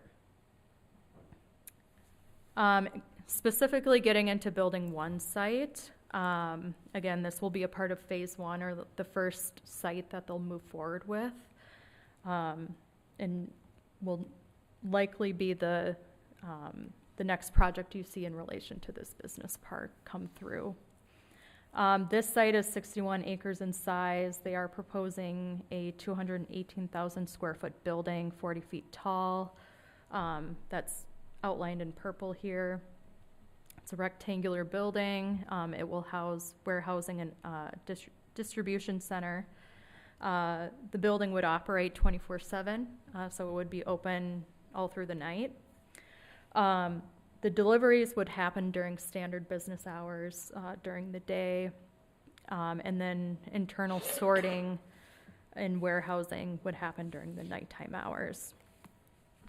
They are planning for a pretty substantial parking lot. A little over 1,300 parking stalls are proposed for this site, which is about double what our parking code requires. But the reason for the amount of spaces is really due to the delivery truck parking that they need for the site, as well as their employee parking. They do propose 2 accessory buildings on the property that are outlined in blue on this exhibit. There's a larger one on the northwest side, roughly 5,000 square feet. That would be a maintenance building for their delivery trucks. So if they need to do any type of mechanic work on their delivery trucks, that's where it would occur. And then a smaller 800 square foot inspection shed, which would be closer to the primary building, which would be more of that in and out daily inspection on the vehicles before they go out to deliveries or after. This site proposes 5 access points. 4 are proposed on that internal collector road, or public road A is how we identified it. 1 access point to the north would access the delivery, the truck delivery parking lot in the back. The next access point would be access to the loading area where trucks would come in and drop off goods. And then south of that is another access point, which would access kind of a staging area in front of the building, as well as additional parking there. And then the southern access point would be the main employee parking lot to the south of the building. And then that 5th access point, as we've mentioned before, is that right out private access onto Jonathan Carver Parkway.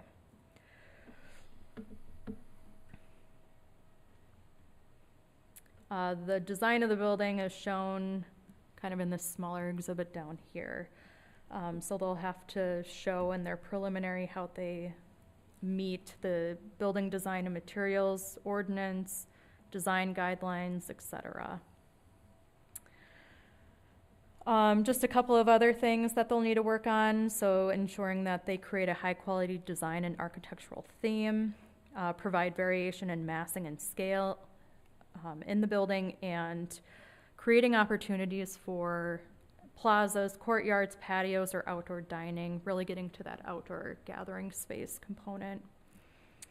And then making sure that they're integrating those pedestrian circulation needs for the site and connecting outward of the site. Parking lots do need to incorporate planting islands for 10% of the parking area. And then a couple other things. So this is, we're almost done here. A couple other things to work on for preliminary. Wetland mitigation. So as I noted before, there's 27 wetlands throughout the site. So as each site is coming in, if they're going to be doing any impacts to the wetlands, they'll have to have a wetland mitigation plan and an impact assessment. During that preliminary step, they'll also have to apply for a comprehensive plan amendment, which will be twofold from our understanding. for both the greenbelt impacts for that cluster development, and then to get those Dahlgren Township parcels identified and guided for. Also need to adopt the final AUAR, and another piece is working on their greenbelt implementation strategy, so preservation easements, how they're going to be owned, operated, et cetera, for the long term to meet our objectives for greenbelts. So with that, we are asking you to make a motion this evening to recommend approval of the concept plan for the Big Woods Business Park, and then based on the conditions that are listed in the staff report. If this moves forward this evening, it'll go to council on Monday, February 23rd. Happy to answer any questions. We do have Scannell here as well to help answer questions. Thank you. Thank you, Liz. Again, this is not a public hearing, but we will open it up for any questions to the audience here in a second. But let's turn it back to the commission. Does anybody have any questions for, I know that was a long presentation, but and a well-done presentation. Any questions for Liz and the staff? I just have one, because all the other ones I wrote down you covered during your overview, so thank you for being so thorough. Is a 29% greenbelt impact a precedented impact? It seems like pretty significant in size, but could you contrast it to some other changes that have been made? Yeah, so the proposal, again, for them to be able to do the impacts to the greenbelt would have to go through that cluster development process. So there is an avenue that they can move forward with. The 29% is probably not unique, I would say, or like above normal. That's still staying within that 1/3 impact or developable allowance that they can do within the greenbelt area. And to give some context or precedence, we have gone through a process like this before with the Cheval development on the northeast side of, or northwest side of the city. They went through a cluster development comprehensive plan amendment back in the early thousands and had to show that same review and impact analysis with their proposal there. And that was also towards that 30% impact area. Okay, got it. Thank you. Yeah, a couple of things like if you go to the trails section of it, right? We were anticipating there is a regional trail connection between that whatever is ended at after the 212 roundabout all the way to Jonathan Carver. That is a big, long regional trail. But I do see like the other side is connecting, but if there is an opportunity, probably we can look into that regional trail connection across the, I mean, besides that, like Big Woods Boulevard all the way to the Jonathan. Mm-hmm. That would, because I see a lot of people use that, and in summer all the time they do go on the road, so that would be really helpful for whoever is using that trail. So. Mm-hmm. Yeah, I can speak to that a little bit.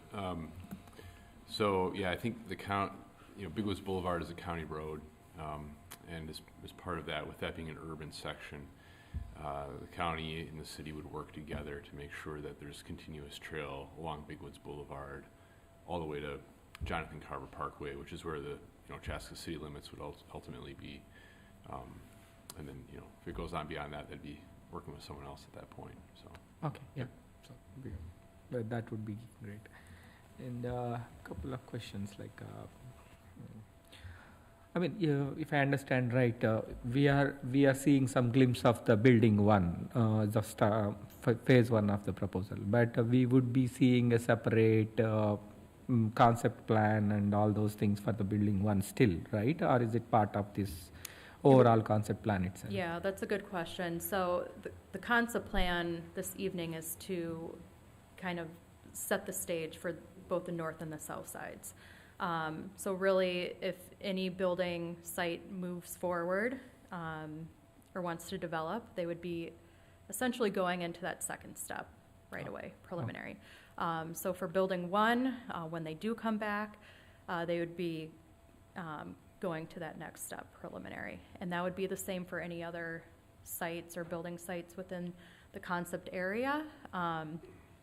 Unless for some reason they're proposing something completely different than what's being laid out in the concept plan, then they likely would be going back to step one concept plan. Yeah, for this concept plan, I see a lot of details. I mean, thorough, almost close to the preliminary thing. So basically, this will be the precursor for any inside parts and parcels of the development. Would be like a second phase. Correct. That's right, yeah. Yep. There's some precedent in that. The business park to the north of here, where, you know, there's the medical office building is in there, and then the two buildings that Apadan did that are multi-use industrial buildings now. That whole thing went through sort of a master concept plan, very similar to what we're doing here at that time. And so then that allowed, you know, as those projects came forward, to just, you know, go straight to preliminary, which I think can be very beneficial when we're in a competitive market, trying to get, you know, good business partners in town. Kind of being able to express that vision from the onset helps both the city and the developer maybe, you know, have one step further along at that point. Yeah. Another thing is like the connection between that, or the intersection between the Big Woods and the Jonathan Carver, right? It's already like a kind of, if you go there, you have to wait for like 10 minutes to just get into the Jonathan Carver. Is there any way you can, maybe the developer or like you guys can work on with the county to see an opportunity there to put like a roundabout or something over there? That because based on current situation, like you see like there are a lot of buses go in the morning to the Carver Elementary School and the regular traffic and everything on the Jonathan Carver. But if this industrial park comes in and you see a private access point on the top side of it, that some of the delivery trucks might come and go on that road. If someone is coming and just try to take a left turn on the Big Woods to Jonathan, it's really difficult. I mean, I don't know whether that is included in the traffic study or not. They might have probably on this side of it, but the intersection, I would definitely see there is an opportunity there if you could look into that more detail. Yeah, I can speak to that a little bit. We are aware that Carver County, I think, has some funding behind it and intention to do an intersection improvement project. I believe it's targeting 2028, or 2027 to 2028, to do that improvement. And so we've been working with them. They're fully aware that this, you know, this is being proposed, that there's going to be, you know, improvements, enhancements needed to Big Woods Boulevard between the interchange and 11 as a result. And so we're coordinating with them on that. But whether or not this project goes forward, Carver County is looking at that 11 Big Woods Boulevard intersection to do an improvement there. That would be really nice, yeah. Yeah. So what is the project, I mean, probably the projected start time or like the project construction start and all, like as you are talking about that improvements in 2028, whether they start the building one on 2026 itself, like probably there will be, we probably need to speed up the other process as well, right? So what is the current, I mean, is there any projected timeline to start this project if everything goes well?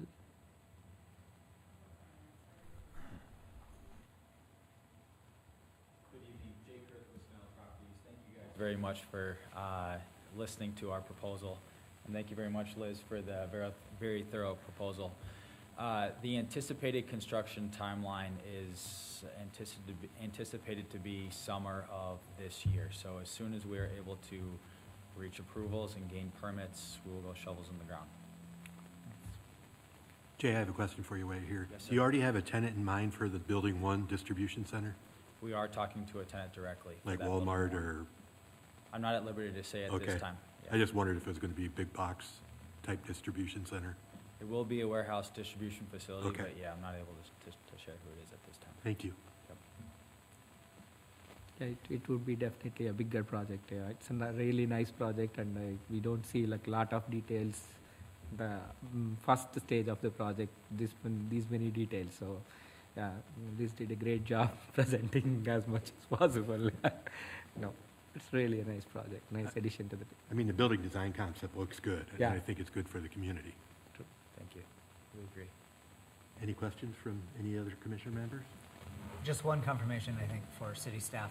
On the 212 interchange, assuming someday that becomes a full interchange, I just want to confirm that these plans don't encroach on the ability to do that, because when I look at it, it like eats one of the four corners. Yeah, I can speak to that a little bit. When the interchange that exists was built, and we went through the acquisition process for the right-of-way for the two ramps that are there, we also folded into that acquisition of the right-of-way necessary for completion of that interchange. So actually, if you go out there today, the city already owns the right-of-way needed for the two additional ramps that would complete that interchange. And if you look closely enough, they're kind of already rough graded in, so you can sort of see where that roadway is benched into those right-of-way areas already. So, short answer to your question, yes, we have the right-of-way, it's obtained, and that's being observed by this application. Okay, awesome, thank you. Yep. Might be out of scope, but you mentioned a new utilities and substation, water. Is this proposed to, I guess, a couple things within the watershed piece? Is that going to contain any of the runoff? I mean, I see a lot of additional waterways and stuff, but the creek that comes through there, and especially on the north side, is kind of a natural part of the city. Is there protections built into that, or is some sort of closed water loop? Yeah, it's kind of twofold. The creek will have its own setback requirements, but because it's kind of below within a ravine, the ravine will be protected by the wooded steep slope ordinance. So once we get that area delineated in terms of where the 18% is, then we'll be able to establish where those building and grading setbacks are going to have to come off of that. So those will be the protection measures that'll kind of be in place. And I'm sure there will be some additional ways of looking at kind of the proximity of the nearer sites in terms of how they're organized from a stormwater perspective, drainage perspective, to further protect those slopes. And then the electricity of this site, with an additional substation, is there a protection to make sure that this outliner, and if ultimately the users don't draw more than what they, I guess, would be able to produce in that area, or, have that some kind of control? Yeah. I can, Liz, unless you want to take it, I can speak to No, it. you can go. Okay. Yeah, so this area is actually served by MnVec, Minnesota Valley Electric Co-op, presently today, and they will continue to serve this area for the next till 2040, per an agreement that the city has with them. At the time that agreement expires, I think it'd be the city's intention to bring that area into the Chaska Electric utility territory. So the substation that's being proposed is for Chaska Electric Utility, not MnVec. And that substation is needed not just to serve this area in the future, but also for what has already been developed in the southwest Chaska area. So you think of all the Harvest neighborhood and everything else that's been built over there, for the redundancy and the capacity that's needed to long-term serve that whole area. That's what the substation is needed for. So as far as it relates to capacity, we've done our best to try and anticipate what sort of capacity and demand loads there will be into the future, based on what we would anticipate typically would be developed here. But the reality is electric demand is growing. We all know that. In fact, probably our largest electric demand growth right now is in our northern business park, which Chaska Electric does serve. And so they've been working hard to make sure that the system continues to deliver what it needs to. If there were ever an exceptionally large electric user that would come into this location as a business, a data center, for example, or other users are also pretty large electric users that are in our existing northern business park that aren't data centers. There's plenty of other electric needs and demands there. There would be the potential that maybe a study would have to occur to make sure that that load can actually in fact be delivered, and what sort of improvements and enhancements to the system would need to occur to do that. And there's ways that we've approached that in the past, but that would all be handled on a case-by-case basis as projects are being identified and those requirements are known. Okay. Yep. Any other questions from the committee? Is there anybody online, Liz and Ashley?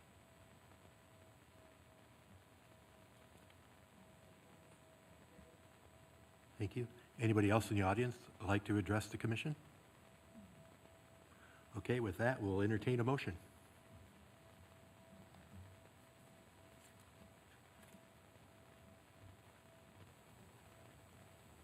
I'll make the motion to recommend approval to the city council, the concept for the Big Woods Business Park, subject to the following, I believe it's 12 conditions. Motion suggested by Hassan and approved by Boswa. The motion sorry. All those in favor? Aye. Opposed? Motion carries. Thank you.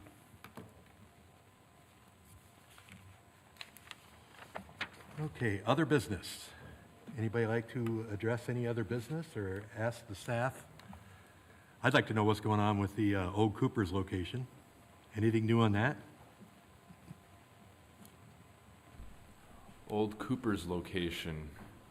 So that one was purchased by a group I believe it was last year. And they're looking to pursue grocer, Lomo Bonita is the name of it. That changed from previously, didn't it? Excuse me? Did that change from the previous tenant that was going to go in there? No. I thought it was like Mercado or... It is a It's a Hispanic, subsidiary it then? is a Hispanic Okay. Mercado type, business. So it's a Hispanic grocer. They go under the name Lomo Bonita. They have a number of locations throughout the Twin Cities. Most recently, they opened a location in Richfield where they converted a former Rainbow Foods into their Hispanic market grocery store. We did a field trip a few months ago to go check it out because we kind of wanted to see what hopefully they're going to be bringing here. It's fantastic. I would highly recommend going and checking it out. You went? Yeah. We had conversation. I went to that store last, I think, couple of weeks back. Yeah, they have a very good section of bakery, the freshly baked things, right? I mean, yeah, everything is good, but like I really like that kind of that bakery section of their store. It's like the bakery is fantastic. Yeah. There's a great deli. There's a great, area where you can get taco, sort of taco stand area.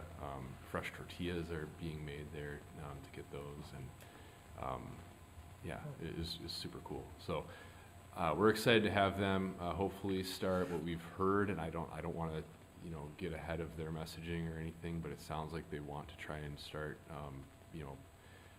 redoing the building as we get into this year sometime. So hopefully that'll plan out for them. But I know that the project that they did, and if you went and visited, and as Commissioner Boswell saw in Richfield, I mean, they put a lot of energy and effort into that building. It was a big lift for them. And I'm sure they're trying to make sure that that's stabilized before they take on their next big project. Sure. But yeah, it'll be pretty great once they're able to do it. How about the KFC location? Still there. Yeah, I think we all... I heard the eyesore. There is a grocery store coming. It's an Asian grocery store coming on the. There is a one business park, right? I mean, For the plaza? Chaska. The Chaska Tech Center, yeah. Chaska Tech Center next to that Holiday and McD, right? There is one Asian. I think is it the Spice Rack or something? Yeah, Spice Rack. Yeah. So it's like there is one.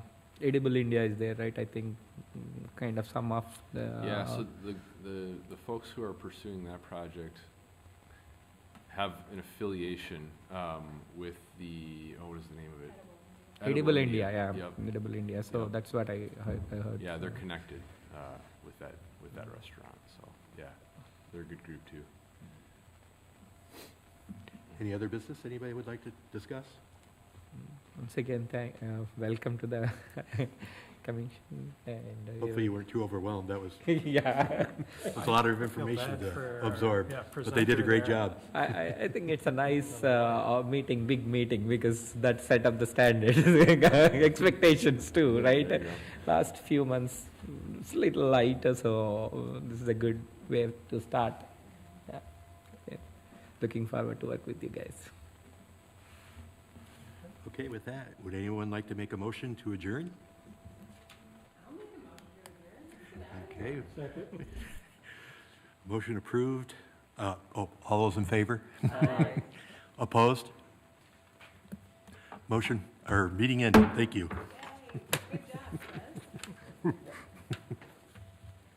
Had to keep the staff and keep me in line for a while.